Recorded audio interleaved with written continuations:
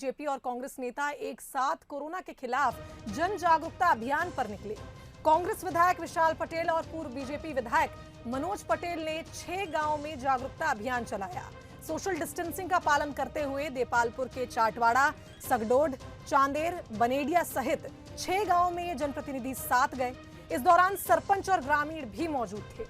दरअसल रविवार को इंदौर क्राइसिस कमेटी की बैठक में ही विधायक ने राजनीति से हटकर साथ साथ काम करने का ऐलान किया था। लगाने का समय आज ये महामारी में नहीं है। महामारी में एक दूसरे का साथ देना और पूरे क्षेत्र को कोरोना से कैसे मुक्त हो, वो सबसे बड़ा मोटिव है हम लोगों का। कल मनोज भैया से बात हुई, जैसे ही चर्चा हुई उन्होंने भी 1 मिनट में हाँ करी कि हाँ खुद अपन पूरे क्षेत्र में अपन घूमते हैं। एक बड़ा भय का माहौल गांव के अंदर था।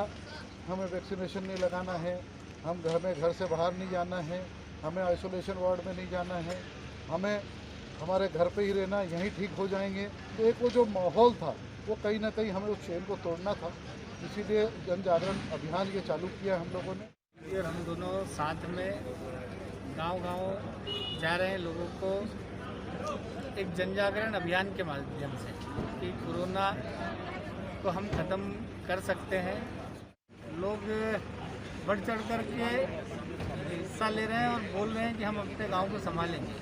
और यह हम दोनों के लिए खुशी की बात है कि लोगों में हम दोनों के जाने से जागरूकता आ रही है और लोग जागरूक होकर के अब ऐसा लगता है कि हम देपालपुर क्षेत्र से कोरोना को मुक्त करने में सफल हो। तो इस खबर पर हमारे साथ हमारे संवाददाता विमल फोन लाइन पर जुड़ गए हैं। विमल, एक तरह से कहा जाए सियासी भाईचारे की मिसाल पेश की है। दोनों ही विधायकों ने राजनीति फिर कर लेंगे ये संदेश दिया है उन्होंने। फिलहाल कोरोना के लिए एक साथ खड़े हुए दोनों और जागरूकता फैलाई, क्या जानकारी? मांगी जी, ये बताना चाहूंगा कि जिस प्रकार देपालपुर क्षेत्र में कोरोना ने ग्रामीण क्षेत्र में जिस प्रकार से अपना कहर बरपाया था, देपालपुर जनपद के अधीन आने वाली 100 पंचायतों में ऐसा कोई गांव या ऐसी कोई पंचायत नहीं बची थी जहां पर कोरोना के पेशेंट नहीं थे।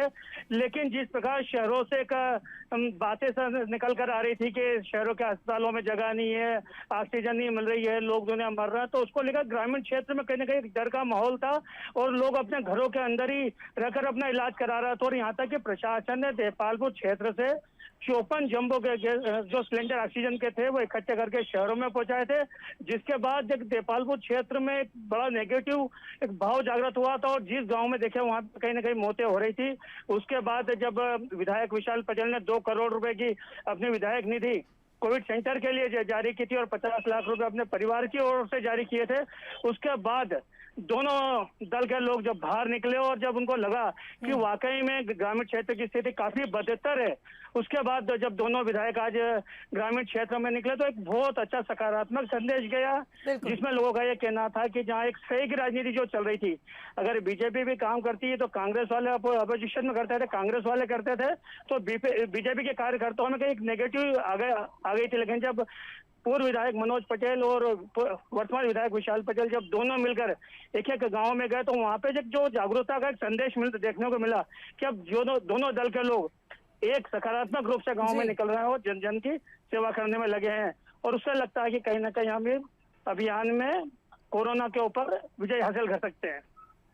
बिल्कुल विमल, बहुत बहुत धन्यवाद आपका तमाम जानकारी के लिए। तो आपको बता दें, इंदौर जिले में राजनीति सौहार्द की मिसाल देखने को मिली है और हमारे साथ इस खबर पर न्यूज हेड शरद द्विवेदी जी भी फोन लाइन पर जुड़ गए हैं। शरद जी, एक तरह से कहा जाए यहाँ एक संदेश आ रहा है, सकारात्मक संदेश दिया है दोनों विधायकों ने कि राजनीति बाद में कर लेंगे, फिलहाल कोरोना के लिए एक साथ जुटकर जागरूकता फैलाई है दोनों विधायकों ने। किस तरह से देखते हैं? देखिए, हमारे जो देपालपुर के संवाददाता हैं विमल कुमार वर्मा, वो फौज से सेवानिवृत्त एक फौज के जवान भी हैं और वो कभी उनके हाथ में AK-47 भी रही है।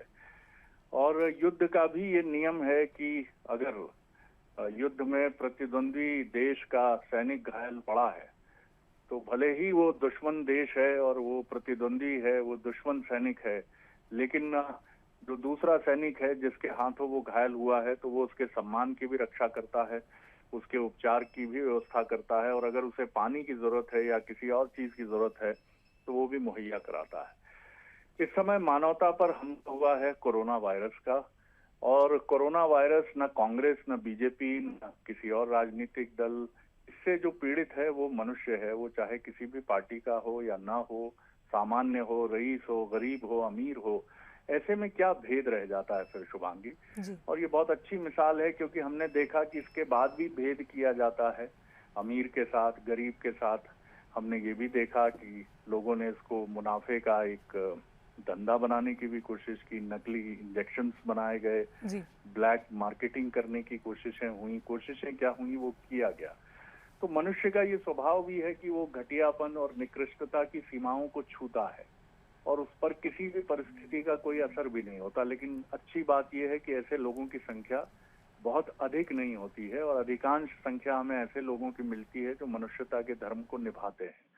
लेकिन मनुष्यता बदनाम हो जाती है मुट्ठी भर ऐसे लोगों की वजह से जो गड़बड़ चीजें करते हैं। तो ये बहुत अच्छी मिसाल है, बहुत प्रेरणादायक है। और मध्य प्रदेश हमेशा से इस तरह की राजनीति का राज्य रहा है, बहुत सराहनीय है। और मुझे लगता है एक अच्छा मैसेज मध्य प्रदेश में और देश के दूसरे हिस्सों में जाएगा। शुभांगी। बिल्कुल शरद जी, आप बने रहिए हमारे साथ कांग्रेस विधायक विशाल पटेल जी जुड़ गए हैं। विशाल जी, एक बहुत ही सकारात्मक संदेश आपने दिया है और एक तरह से कहा जाए कि इस समय हम सभी को एक साथ मिलकर कोरोना के खिलाफ लड़ाई लड़नी है। काफी सकारात्मक संदेश आप दोनों की ओर से।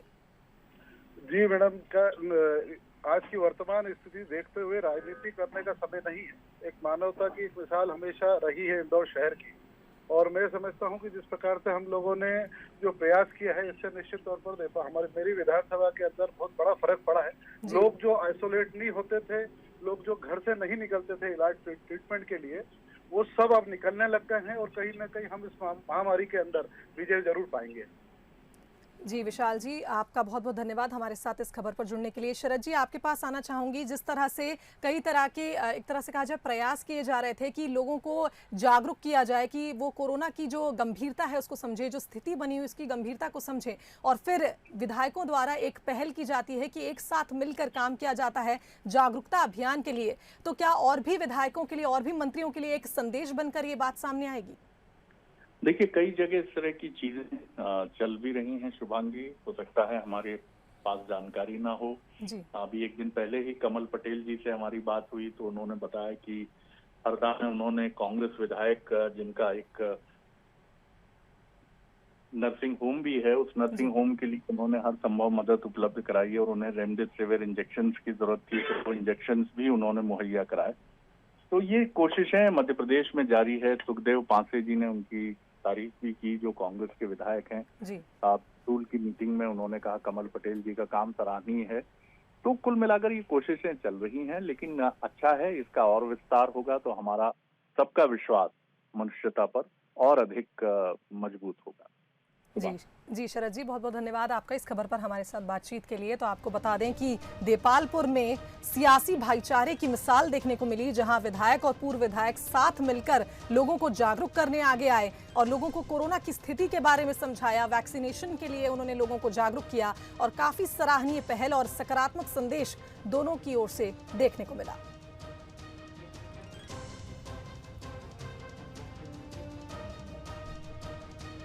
तो इंदौर जिले में राजनीति सौहार्द की मिसाल देखने को मिली। यहां देपालपुर में बीजेपी और कांग्रेस नेता एक साथ कोरोना के खिलाफ जन जागरूकता अभियान पर निकले। कांग्रेस विधायक विशाल पटेल और पूर्व बीजेपी विधायक मनोज पटेल ने 6 गांवों में जागरूकता अभियान चलाया और सोशल डिस्टेंसिंग का पालन करते हुए देपालपुर के 6 गांवों में लोगों को जागरूक किया। और इस दौरान सरपंच और ग्रामीण भी इस बैठक में मौजूद हुए और उन्होंने साथ ही साथ ये भी कहा कि वैक्सीनेशन को लेकर जो भी भ्रम की स्थिति है ग्रामीणों में, उसको भी उन्होंने दूर किया।